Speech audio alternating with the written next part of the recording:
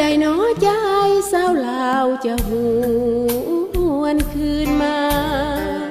เลิกลาหนทางมืดมัวลงในอาเวจี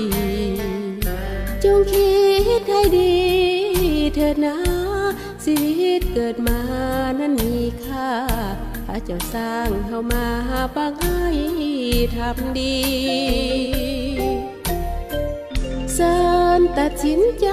หับเอาองค์พระผู้ไทยช่วยสำละใจให้เฮาพ้นภัยจากมนุษย์เฮามีบาปหนาจะพัดละนาก็มากมายพระเยซูยอมตายเพื่อไถ่บาปเฮาพระบุตรองค์เดียวจากแดนสวรรค์ทรงได้สละบัลลังก์เพื่อเฮาจะได้ความพ้นทรงทนทุกนักแม้กางแขนตายแทนพวกเขาความหักจากอกพระเจ้า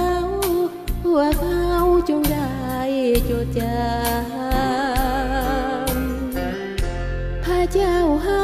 เขาทรงไหวพระสอนเพื่อเฮาโปรดจงหาเป้ากางแขนของข้าผู้ไทยถวายกายใจและชีวามอบให้พระเมสสิอาเป็นผู้นำพาไปสู่สวรรค์